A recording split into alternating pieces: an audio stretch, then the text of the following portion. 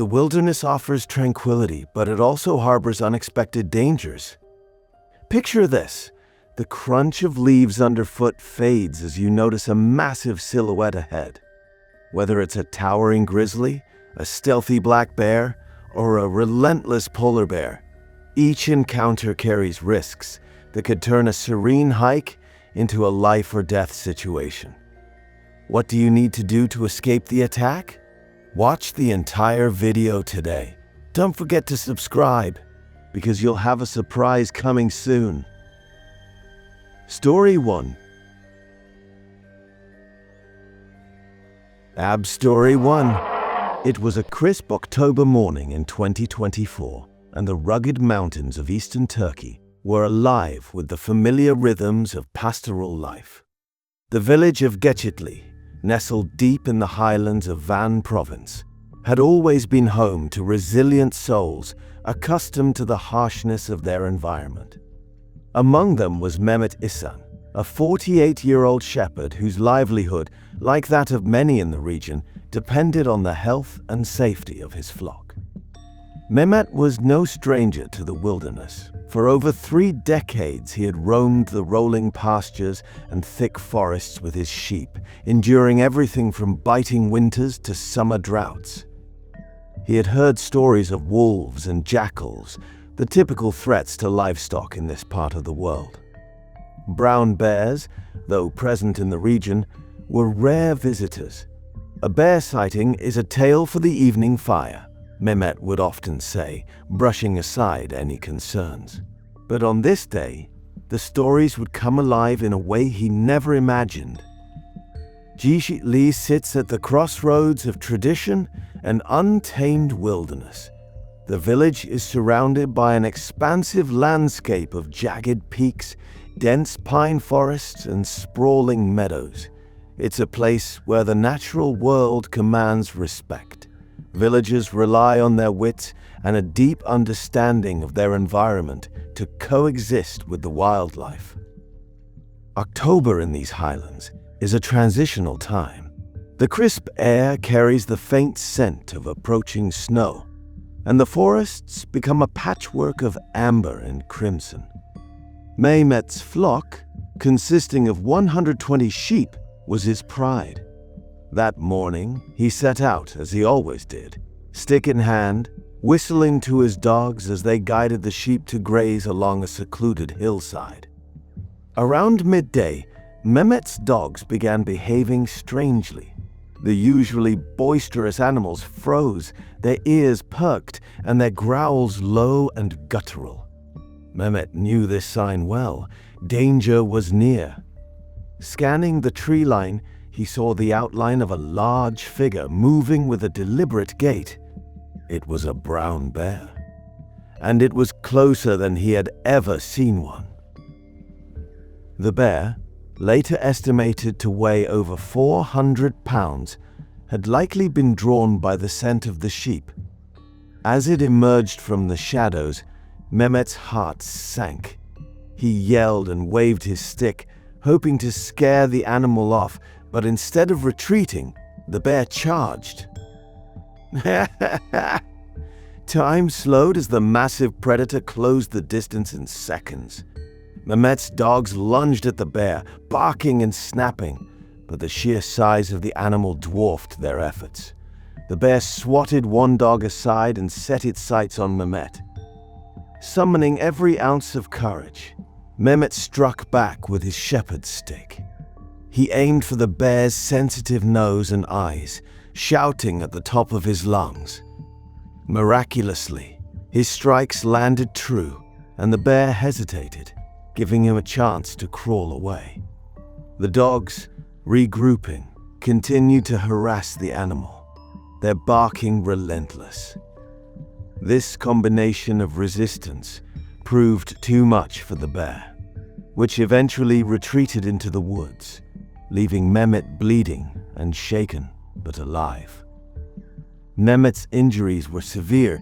Deep lacerations crisscrossed his chest, and his breathing was labored, yet he managed to reach his phone and call for help. Fellow villagers arrived within minutes, carrying him down the rugged terrain to the nearest road where an ambulance was waiting. At the hospital in van, doctors worked tirelessly to stabilize Mehmet. His wounds required over 100 stitches, and he suffered from significant blood loss. But against all odds, he survived. Weeks of recovery lay ahead, but Mehmet's resilience shone through. "I thought about my family," he later told a local journalist. "I knew I had to fight, no matter how scared I was."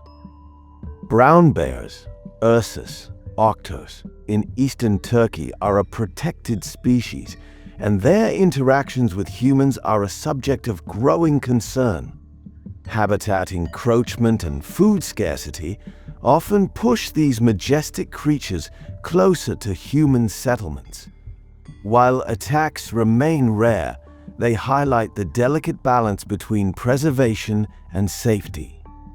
Local wildlife experts believe the bear that attacked Mehmet was likely preparing for hibernation, a time when their caloric needs are at their peak. They emphasized the importance of coexistence strategies, such as securing livestock and carrying deterrents like bear spray, though such resources are not always accessible in remote regions. Mehmet's ordeal is a stark reminder of nature's unpredictability and the courage required to face it. Story 2? Story 2. In the heart of the Alaskan wilderness, where wild rivers carve through untamed land and the air thrums with the pulse of life, Katmai National Park stands as one of the world's most iconic sanctuaries for bears and nature lovers alike. Its sprawling 4.1 million-acre expanse is home to towering mountains, vast tundra, and the famous Brooks Falls, where the majestic brown bears gather each summer to feast on leaping salmon. For many adventurers, Katmai is the ultimate bucket list destination. But in August 2024, what should have been an ordinary fishing trip turned into a cautionary tale for one man. This is the story of Michael Carter, a 45-year-old outdoorsman from Juneau, whose love for Alaska's pristine wilderness would lead him to an unforgettable, life-altering encounter. Michael wasn't just any fisherman. Born and raised in Alaska, he was no stranger to the outdoors. Fishing was in his blood, a cherished pastime passed down from his father. Over the years, he had explored many of Alaska's waterways, both for sport and sustenance. But Katmai, with its world-famous bear population and shimmering rivers teeming with salmon, held a special place in his heart. Standing at 6 feet tall with a sturdy frame honed from years of outdoor activities, Michael embodied the rugged spirit of the Alaskan wilderness. His friends often described him as cautious and respectful of nature, the kind of person who followed bear-aware practices to the letter. Yet, even seasoned adventurers know that the wild can be unpredictable. That summer, Michael had planned his visit to coincide with the height of the salmon run. It was a time of abundance, not only for fishermen like him, but also for the bears that relied on the nutrient-rich fish to prepare for winter hibernation. Brooks Camp, nestled near the mouth of the Brooks River, is a hub for visitors to Katmai. Known for its breathtaking views of bears fishing at the falls, it's one of the few places where humans and wildlife coexist in such close proximity. Strict regulations ensure safety. Food is stored in bear-proof containers, and rangers diligently enforce guidelines to keep visitors and bears safe. On the morning of August 14th, Michael arrived at Brooks Camp with his gear. The air was crisp, and the sounds of nature filled the space around him. The gentle rush of water, the cry of gulls overhead, and, occasionally, the low grumble of bears communicating with one another. Like many anglers that day, Michael was drawn to the promise of the river. Donning his waders and fly fishing gear, he waded into the cool waters of the Brooks River. The salmon were plentiful, their silvery bodies darting just beneath the surface. It wasn't long before Michael hooked a large sockeye salmon. The fish thrashed wildly on the end of his line, putting up the kind of fight that every fisherman dreams of. He smiled, feeling the thrill of the catch. Unbeknownst to Michael, he wasn't alone. A brown bear, roughly 600 pounds and likely a young adult, had been fishing nearby. Attracted by the commotion in the water and the sight of the struggling salmon, the bear began to approach. Michael noticed the bear, but didn't feel immediately threatened. After all, he'd seen bears before during his many fishing trips. They typically ignored humans as long as they were given space. Confident in his knowledge, he focused on reeling in the fish, planning to release it back into the water as he often did. But this bear had other ideas. It was late in the season, and competition for the best fishing spots was fierce. For the bear, a hooked fish flopping on the surface was too tempting to resist. As Michael pulled the fish toward him, the bear closed the distance in a matter of seconds. Startled by how quickly the animal moved, Michael stumbled backward, losing his grip on the rod. The bear, intent on the prize, lunged forward, swiping at the fish and inadvertently striking Michael's leg. The force of the swipe sent Michael tumbling into the water. A sharp pain shot through his thigh where the bear's claws had grazed him, tearing through his waders and leaving deep gashes. The cold water stung the wounds, but adrenaline took over. Michael's immediate instinct was to make himself less threatening. He lay still, his heart pounding in his chest as the bear sniffed at the fish now flopping in the shallows. After a tense moment that felt like an eternity, the bear seized the fish in its powerful jaws and retreated to the riverbank to eat. Shaking, Michael assessed his injuries. The claw marks on his leg were deep but not life-threatening. His waterproof emergency kit, stowed in his fishing vest, allowed him to bandage the wound and stop the bleeding. He knew he needed help. Slowly and carefully, he made his way back to the shore, all the while keeping an eye on the bear, which had lost interest in him entirely. Back at Brooks Camp, rangers quickly came to his aid, radioing for a medical evacuation. Michael was airlifted to a hospital in Anchorage, where he received treatment for his injuries. The doctors commended him for his calm response, which likely prevented the situation from escalating. Michael's story spread quickly, serving as a reminder of the unpredictability of wildlife encounters, even for those who are well prepared. While he recovered fully from his injuries, the experience left him with a deeper respect for the wild and its inhabitants. Story 3. The deep forests of Norway, with their ancient trees and haunting beauty, hold a mystique that draws adventurers from around the globe. Beneath the towering canopies and among the moss-covered rocks, life moves at its own rhythm, untouched by the modern world. In this serene yet untamed wilderness, however, the boundaries between humans and the wild can blur, and sometimes those boundaries are tested in ways that leave scars, both physical and emotional.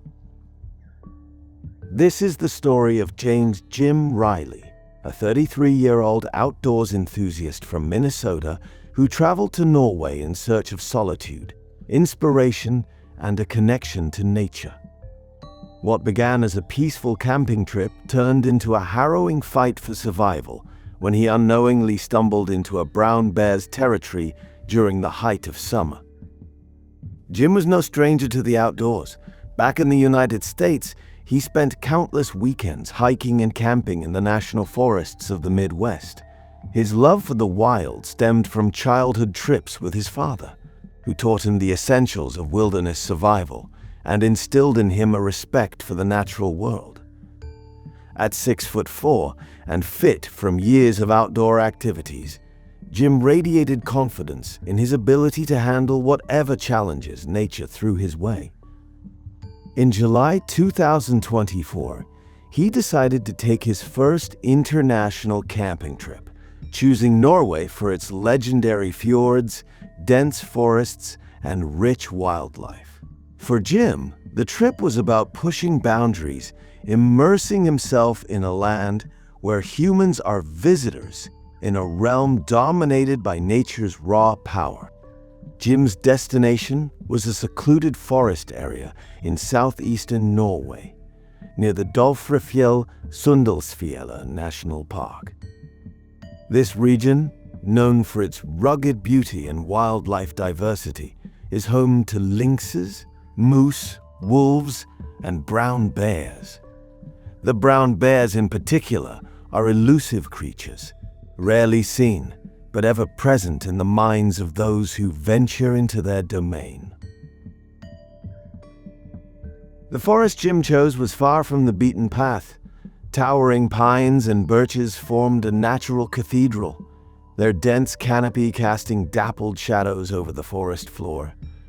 Streams bubbled through the undergrowth, their crystal-clear waters a reminder of the untouched purity of this remote wilderness.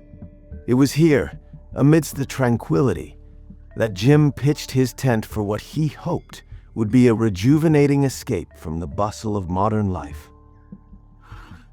On the evening of July 14th, after a long day of hiking and exploring, Jim settled into his campsite near a small stream. The sun dipped low on the horizon, casting the forest in hues of gold and orange. As night fell, he built a modest fire, cooked a simple meal, and reflected on the peaceful isolation of the moment. But peace in the wilderness is often deceptive. Unbeknownst to Jim, he had set up camp alarmingly close to a brown bear's den.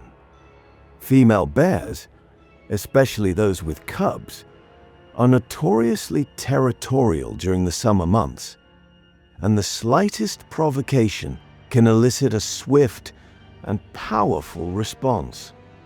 The trouble began early the next morning. As the first rays of sunlight filtered through the trees, Jim decided to explore the surrounding area. Armed with a small day pack, his bear spray, and a camera, he ventured deeper into the forest. He marveled at the untouched beauty of the landscape, capturing photos of wildflowers, bird life, and the occasional deer. Around mid-morning, as he crested a small rise, Jim came face to face with a sight that stopped him cold. A massive brown bear standing less than 30 feet away. It had emerged from a thicket, its thick fur glistening with dew and its eyes locked onto him with a mix of curiosity and wariness. Behind the bear, Jim noticed movement. 2 cubs, peering out cautiously from the entrance of a den. In that instant, Jim's training kicked in. He knew the golden rule of bear encounters: never run. Running could trigger the bear's predatory instincts, turning a defensive situation into a chase. Slowly, he began to back away, keeping his eyes on the bear, but avoiding direct eye contact. The mother bear, however, was already agitated. Her instinct to protect her cubs overrode any hesitation she might have felt. With a low growl that resonated through the forest, she charged. Jim's heart pounded as he fumbled for his bear spray, the seconds stretching into an eternity. The bear closed the gap with terrifying speed, but Jim stood his ground. When the bear was within 15 feet, he aimed the bear spray and unleashed a powerful burst. The orange cloud of capsaicin-based deterrent engulfed the bear's face, causing her to stop abruptly, shake her head violently, and retreat a few steps.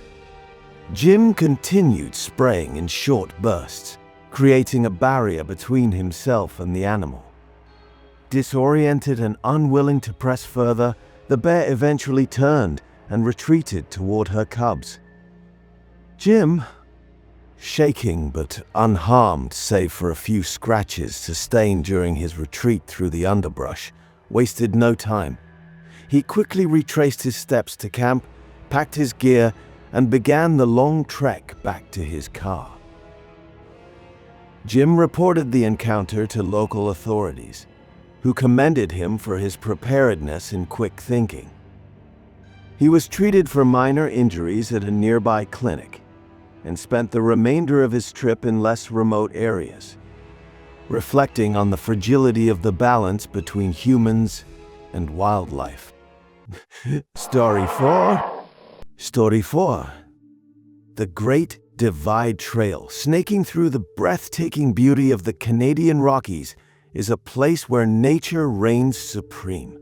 Towering peaks, crystal-clear lakes, and dense forests attracted venturers from all over the world. Among them was a 45-year-old Calgary man, an experienced hiker who had spent years exploring the trails that wind through Alberta's wilderness. However, a seemingly ordinary hike near Window Mountain Lake would turn into an encounter he would never forget, one that left him scarred, but profoundly grateful. Our protagonist, let's call him David, had planned his hike meticulously. A seasoned outdoorsman, he carried all the essentials: a GPS, a first aid kit, bear spray, and plenty of food and water. David set out early, the cool morning air invigorating as he traversed the rocky trail toward Window Mountain Lake. The trail's serene beauty was almost overwhelming. Alpine flowers carpeted the meadows, and the sun's golden rays peeked through the dense canopy above. David's goal was to spend the day exploring the area, pausing by the lake to take in the views and maybe even sketch the landscape in his notebook, a habit he'd developed over years of hiking. The solitude of the wilderness always gave him a sense of peace, a reprieve from the hustle and bustle of city life. The first sign that something was amiss came in the form of claw marks on a tree. Deep gouges in the bark, fresh and jagged, suggested the recent presence of a bear. David paused, inspecting the marks with a mix of curiosity and caution. Bears were a common sight in the Rockies, and as long as hikers respected their space, encounters were usually uneventful. Still, David's instinct told him to stay alert. He checked his bear spray, ensuring it was within easy reach, and proceeded down the trail, his senses heightened. Birds chirped overhead, and the distant sound of a stream trickling through the valley below added to the soundtrack of the wilderness. Yet, David couldn't shake the feeling that he was being watched.